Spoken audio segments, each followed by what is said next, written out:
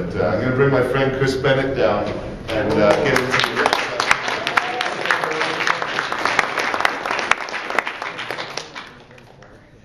So, oh gee, I forgot his other two books up front, but I think I may have one of his last book, Cannabis and the Soma Solution here.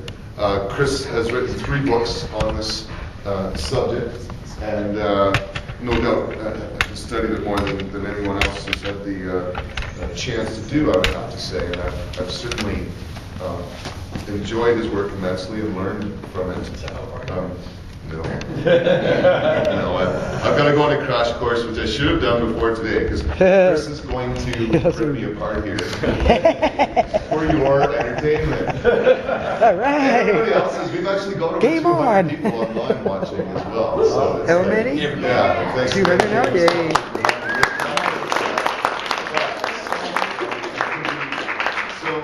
Anyway, I'm going to let, I guess, Chris start here. May as well grab a seat. Yeah, thanks. Get comfy. I spoke a bit earlier, but for those who don't know,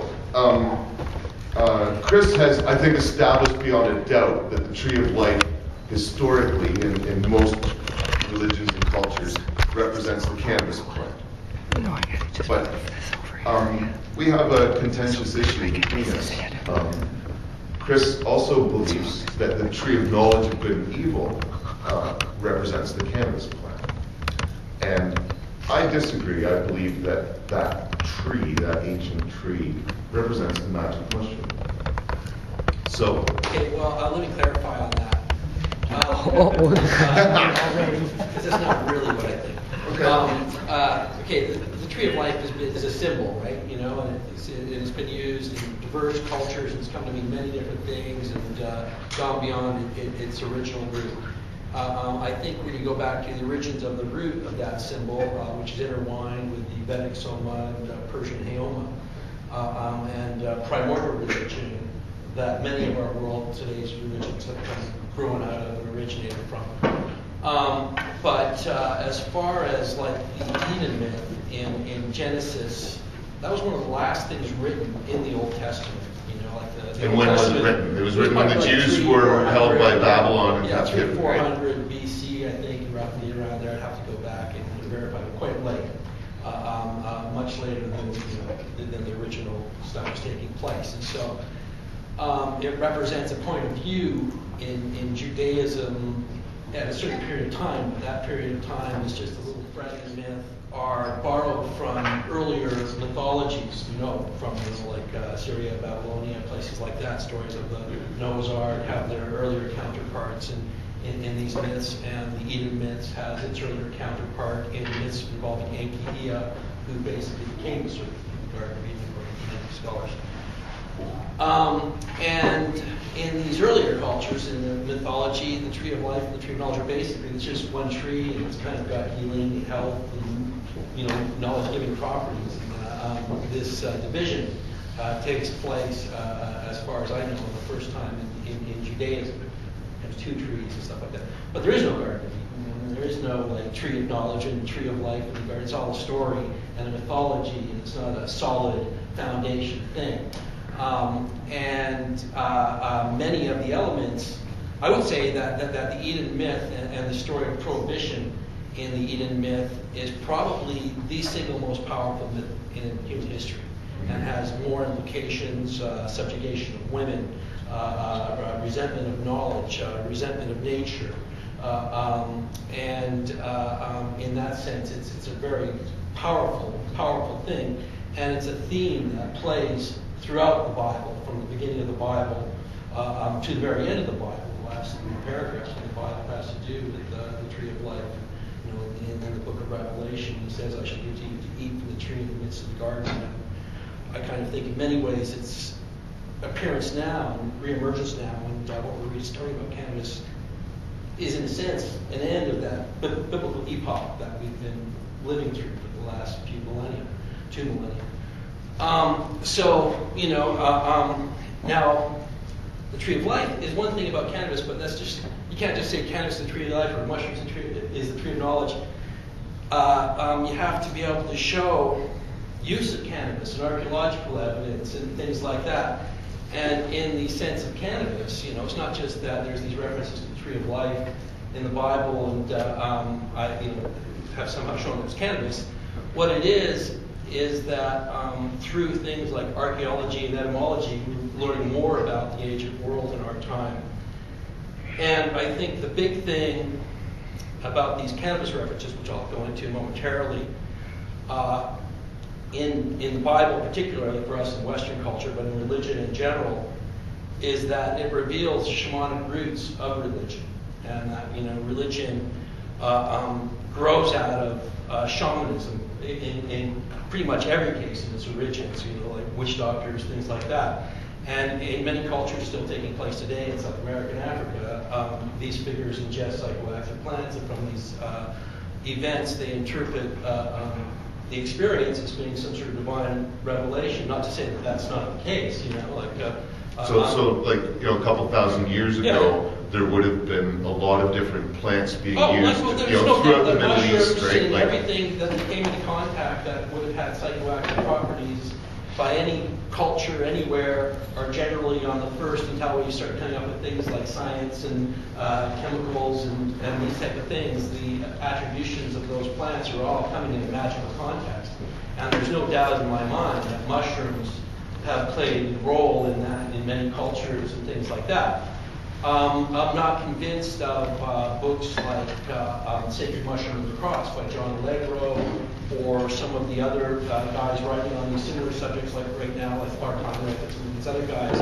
I'm not really as convinced from what I read, not to say that there isn't some elements like that. There's this whole account of manna in the Old Testament, and the manna appears overnight, and you have to get it before it dries through the day, and it's supposed to be good food, and so many people have pointed to that as evidence of mushrooms, and that may be, may not be. And people say this is a reference to deadly truffles, and there's a lot of dispute the Amanita muscaria, and so you have to kind of look at all these things in the context and stuff like that.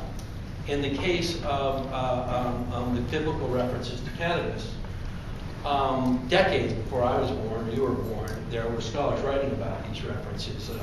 In 1903, Dr. C. Creighton wrote an essay called Evidence of the Hashish Spice in the Old Testament, and he pointed to a number of references in the Old Testament involving honey and wood being used together in the same context as references of hashish ingestion. But the references that I have focused mostly on in my research, and which I think have the most potential, are those discussed by the etymologist and anthropologist Sula Bennett in the 1930s. No relation, she's a Polish anthropologist and etymologist. And she pointed to these 5 references to canna and cannabosim that occur in the Old Testament, in Exodus, Isaiah, Ezekiel, Song of Songs, and Jeremiah. And when I first came across these references, I was kind of confused when I was writing my first book, Where You Feel Like Marijuana, Magic and Religion, because the initial ones are kind of positive, but by the later references, it's clearly negative. And so I had to kind of, familiarize myself with the Bible in order to understand the context of these references. And so I spent 5 years working on sex, drugs, violence in the Bible with Neil McQueen, who's currently just finishing his PhD in religious studies and knows how to speak Hebrew and stuff. In the first of these references, which occurs in Exodus, which is probably getting closer to the beginning time of when the biblical tradition is taking place. In the first of these, Moses, who first meets the angel of the Lord in flames of fire from within a burning bush, is commanded by this burning bush to make this holy anointing oil with about 6 pounds of cannabis, myrrh, and cinnamon mixed into about 1.5 gallons of olive oil. And every time that Moses speaks to the Lord, he prepares this oil, and he covers himself in this oil. THC is found in a solid bowl, and your skin's a big organ with THC receptors. And he also places some of this oil on the incense altar, and then he speaks to the Lord in the pillar of smoke over the incense altar. The pillar of smoke is actually referred to as the Shekinah, and represents the physical presence of God in the temple. So the other Hebrews never even talk to God. They just know Moses is talking to God if they look over the tent of meeting and there's smoke pouring out of the tent of meeting. So you throw cannabis into this scenario, then Moses becomes like a shaman in other areas of the world who are ingesting things like ayahuasca or iboga root, and taking those experiences. But then in the later references, we start to see the Song of Songs as a reference, and it appears alongside other plants. It still seems kind of in an entheogenic context. In Isaiah, God's getting kind of angry. He says, "You have not brought me any canna. I'm not pleased with your sacrifices," you know. And this is because there's all sorts of temples in Jerusalem and Israel and stuff, and all sorts of gods and goddesses, because it's polytheistic, which is the norm for that part of the world, and all these precious things like cannabis, which was a precious commodity worth as much as gold in the ancient world. It's an item of trade, came in from foreign lands, the good quality stuff, and it was sought after by all these temples, which made the temple worship better, made the gods speak, you know. More people showed up. People showed up. People felt the spirit more. And we know it's an item of trade because in Ezekiel it's described as coming in a caravan, and the term canna itself is from the Indo-European language, and it's from one of the oldest forms of language that we have, and all our modern terms for cannabis come from the same root, canna, which comes out of the Russian steppes and spreads throughout the world, becoming all the words with cannabis words with "an" and or come from this word, whether it be bong in India or banga in Persia, or cannabis in Dutch and chambra and hemp. All of them come from this original canna word, and this word made it into the Hebrew language because it came in as an item of trade, and they adopted a similar way of using it. Scythians, actually, who are largely responsible for bringing cannabis and distributing out through the ancient world, put it in tents and inhaled fumes in much the same way Moses is doing it, although Moses is slightly more ritualized. And so by the time of Jeremiah, it's totally being spoke against. Jeremiah says, God says through Jeremiah, the thing about the Bible is each prophet, God speaks differently through each prophet in the Bible because God is the development of that person's inner id and their idea of God, and they're projecting themselves back out as God and interpreting that type of thing. That's why some God kind of changes. The God of Moses is way different than the God of Kingdom Israel. Moses' God is almost like a shamanic volcanic God. In the Kingdom period, God is a throne and surrounded by others like he's a king in a thing because they're in the Kingdom period.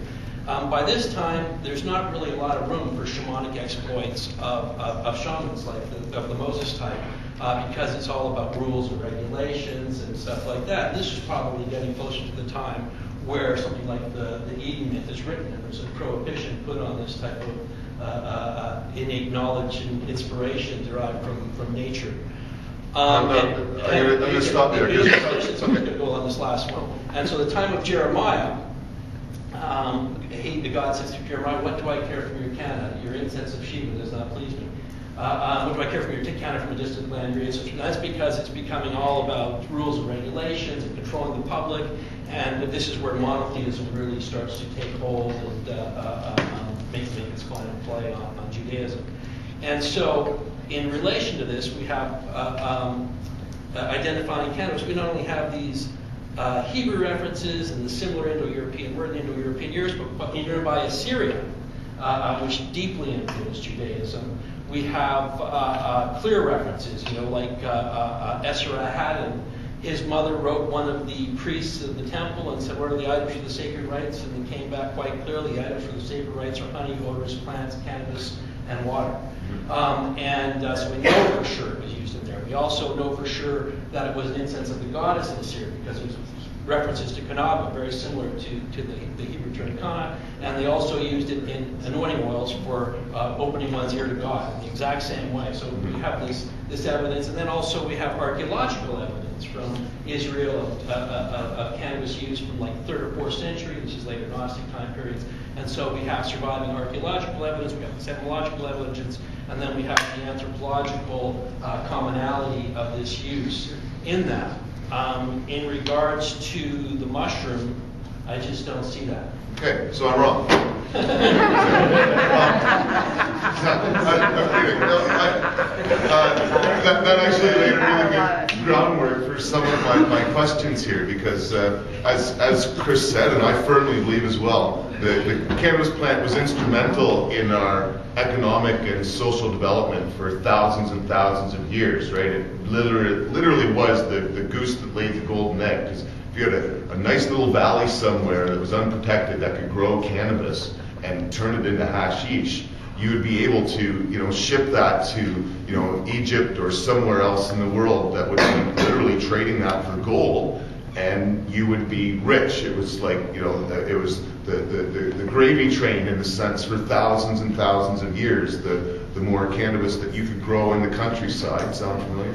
But the more that you could grow away from the authorities and the less taxes and other things that you had to pay, and the more independent you were, and then the more that you could ship to those bigger cities, the more money that could be made. And empires and civilizations were built around the multiple uses of cannabis and the fact that it's such a high producer of seed that could be pressed into oil so people's lanterns would be kept burning, and the food and everything that could be made use of that plant would really benefit communities, right? And so the better you were to grow mass growing cannabis, the better your society would be able to function. The healthier it would be through the winter because of the proteins and stuff in it. And just everything to do with it really led cannabis to become the tree of life, because for many people it was really their lifeblood. They made a living and otherwise flourished by producing the plant. So, there's absolutely no doubt in my mind that the Assyrians, for example, who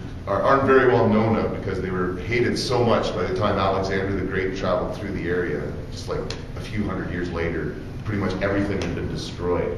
But the Assyrians were this mass army culture that lived sort of Iran, Iraq area, and they held the Jewish people in captivity. And one of the reasons that there was this hatred amongst the fundamentalists towards the Tree of Life was because it was seen as the means by which their former captors had become so powerful, because that was the plant that they worshipped. If you ever look at the gardens, they got some of the most intricate pictures of Assyrian gardens of the Tree of Life and the way they collect it in their golden buckets and stuff. The Assyrians really did worship the cannabis plant in all of its forms and studied it and did everything they possibly could with it. And the Babylonians as well, maybe not, I think, quite as much. They're kind of related and interrelated, it's like religion and culture, they're all just kind of blending and making, what I mean? There's not that firm division. But if you look at like the pictures and some of the writing and stuff, I wouldn't say Babylonians worship the Tree of Life quite as feverishly. It seems the Assyrians were like, they're like the Rastafarians of the day. Yeah. It's all part and parcel. Now, during the same time though, I see magic mushroom use dwindling. Where do you see it starting? What's the evidence? I see it starting, let's say, 10, 20 million years ago, when we were quite nomadic, when there were plains forming and animals that we would follow around, and we were eating and trying all sorts of different things. But in the Mideast context, I think, well, get something like a mushroom in the Mideast there. Well, but 10, 20 million years ago, it wasn't the desert climate that it is now, right? No, there's very small pockets of our, ancestors, maybe a couple hundred living in certain valleys here and there, somewhat related to each other. It's speculative to be sure, but you could imagine, I think, based on some of the archaeological evidence, that we were kind of walking around like big clumsy apes, and but we were the smartest animal on the planet in many ways, and so we were experimenting with the natural world quite a bit. We were the first ones to do it. I think that's what got us here, is we experiment and try things, right? And so I'm quite convinced that the first conception that we had of deity, of God, of otherness than ourselves, of wonder for the world, came from eating and sharing a magic mushroom. Would you dispute that? Well, I don't really see that as something that can be put forth or really disputed, because there's no evidence, there's no argument. For one thing, I dispute it because the time frame for human species and human knowledge is just way too early. I think that I'm not an expert on the evolution of man, but I think that it's more like 100,000 years for modern type people.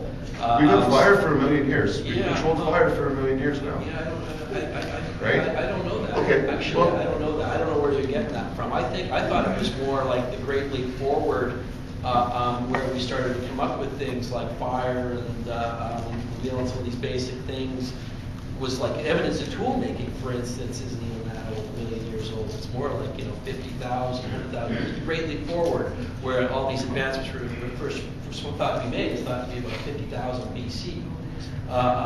So that puts well, let's use your time frame. that time frame. Okay. I don't doubt that anybody coming across anything like magic mushrooms or whatever would have used it and had experiences from it and interpreted that and gone back to it for advice and stuff. But in the context of the Middle East, where we were discussing the development of the Bible and stuff, there was things like, like forest, old-growth forest back a few thousand years ago, the big cedars of Lebanon and stuff. So there may have been mushrooms growing up in there and stuff. But yeah, I guess what I look for is like a strong, what was the ancient words for mushrooms? Then you got to try and find words like that or context like that. Man-a-thing is a good thing.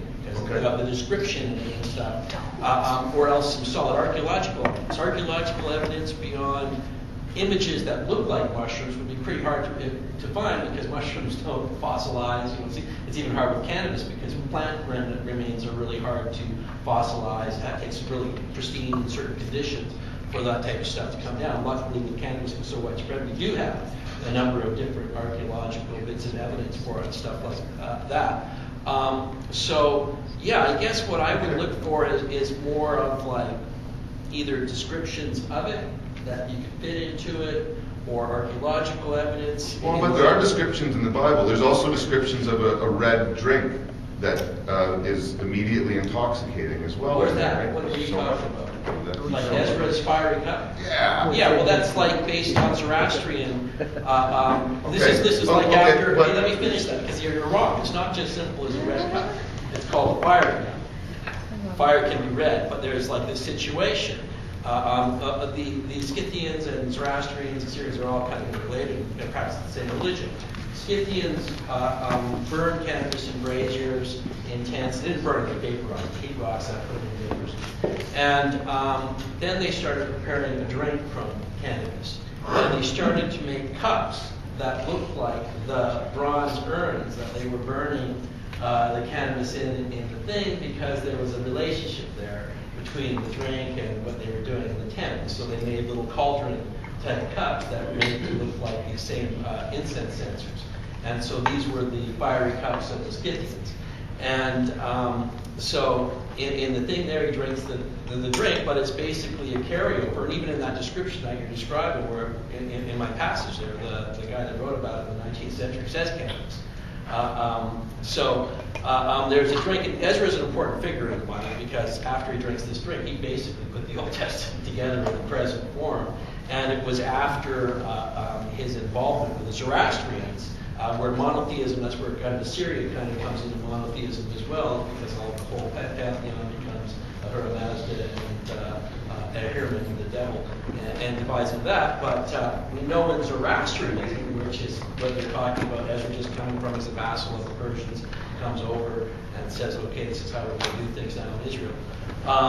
In the Zoroastrian literature, we have distinct and direct references to cannabis. They talk specifically about Banga, or in the Pahlavian texts and other language development, they refer to it as manga. Manga is just a development of Banga, this earlier term, which is known to be cannabis. And virtually all the Zoroastrian revelation comes via these guys drinking cannabis-laced wine or cannabis remixed with ephedra as a hemp preparation. And so we know from these texts that the Zoroastrians were specifically using cannabis mixed with wine. And then Ezra is drinking the fiery cup, which is like this wine preparation after coming from the Persian area. So it's not like it's necessarily a red cup. It's just kind of a carryover of the Scythian take on it. So before the Old Testament came out, you don't know what the source or of the tree of knowledge of good and evil was? Tree of knowledge, a tree of life. So why do you think they split it up? Why do you think they didn't just say the tree of life was what had, stuff like opened that. people's Yeah, eyes, stuff right? like Because that's that. the terms, right? They say, it made them see as the gods see, Yeah, not well, God, it's but like, as the if gods see. you go back to the right? language, it's really hard to distinguish between the two plants at certain points. You know what I mean? Mm-hmm. It says that they open their eyes and they see as gods, right? They see between good and evil, for sure. I don't know. It's like a myth written at a certain period of time, and it's not like a real thing, a real place, and a real event. It's there's no talking serpents, and there's no first man and woman in Eden, as far as I'm concerned. There's just no evidence of that. Well, it is very much based on mythology, but I still think that there may have been some very secretive practices around the time. The Zoroastrian religion you mentioned, my understanding was they had a 7-stage initiation process that would likely have started with cannabis and these ceremonies. I don't doubt they used different plants, and I think that they did. Well, and combinations of them, right? same with Gnosticism, and there's references and my thinking, knowledge. yeah. I'm just saying that you could just speculate on any plant until you have evidence that it's a mushroom.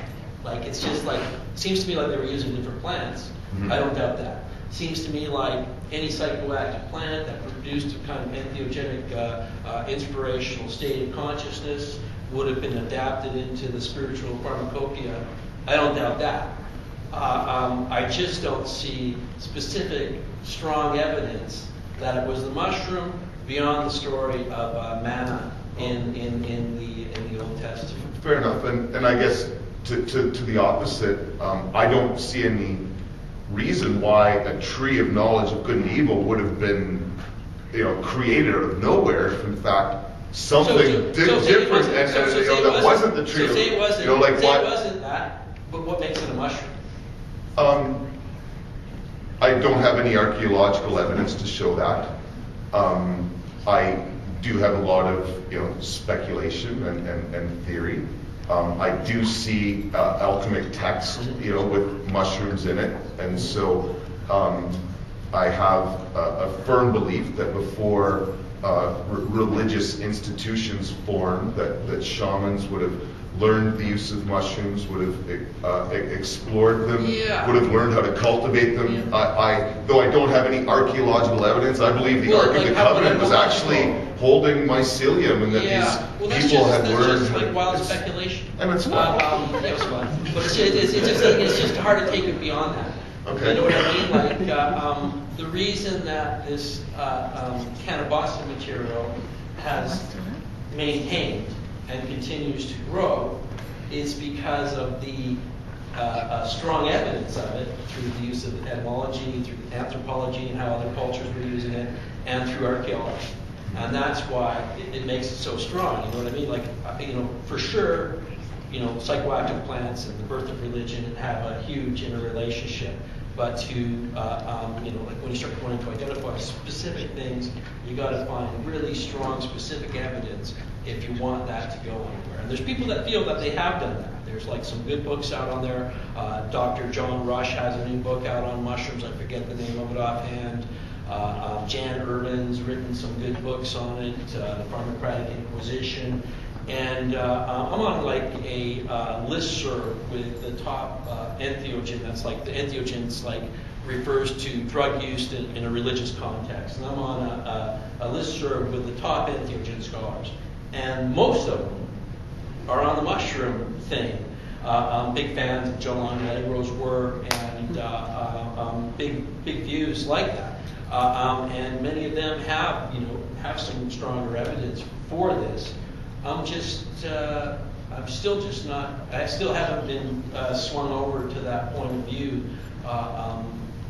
yet, much to people's not liking it. Well, it's my great pleasure, going over these with you, Chris. You've just done so much good work. Because I believe it was Ted that had mentioned it before, but the bull and the really maintained a very sacred significance in lots of Eastern religions. And And that could be tied, like why would a cow be followed if it wasn't for something that? Oh, like for like cow patties and stuff like that. Well, it's not a big, in Eastern religion, like in Hinduism, cows are pretty big. There's not like huge like bulls. A few references to bulls in the Bible and stuff, but it's not like really. They got to sacrifice a red heifer to restore the second temple and things like that. But it's not like cattle's like playing a big sacred role in Judaism or Christianity in the same way it is in Hinduism, or Zoroastrianism, and that's one of the things that a lot of people point to for evidence of the mushroom use in those religions is that, and also the drinking of urine, because the active chemicals of the flagaric mushroom can pass through urine, and in Ayurvedic medicine and Tibetan medicine and some of these other things, there's urine drinking rites and rituals and stuff, and so people are speculating that a combination of these different things are indicating of that, and that may be correct, but as far as the Bible's concerned, it's not like the bull's a sacred creature to any big extent. Well, there is the story where they tear down the golden bulls. Well, the golden calf, that's like got to do with pagan images like fertility rites and cults. A lot of fertility cults worship things like the bull because they have a massive phallus. And the ancient world in fertility rites had its counterpart in the Tijuana donkey show. And this was a cause of widespread venereal disease, and many of the Old Testament rules regarding sexual immorality and things like fertility rites and the golden calf incident have to do with massive amounts of venereal disease that were being produced at these ritualistic orgies that sometimes involved animals like bulls and donkeys because of their fertile phallus. So, what was that the Father's Day that he promoted in the 1930s? You mentioned a woman who you referred to as Bennett. Sula Bennett. Sula Bennett, yeah. What about her? Yeah. Oh, Sula Bennett? Yeah, well, she was like a Polish etymologist and anthropologist. She wrote a couple of different essays on cannabis, one in the 30s and one in the 70s that was appeared in Cannabis and Culture, a big anthropological text on cannabis. What do you want to know about her exactly? Well, I just wanted to know, I wanted to look it up. Yes, Sula Bennett, Sulabennet. Okay. Not two N's, not two T's like mine.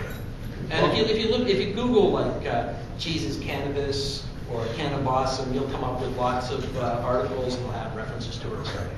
Now, I hesitate to shut people down, but we've got a lot of speakers coming. Chris is here for the day, and the speakers are piling up. Sorry to stop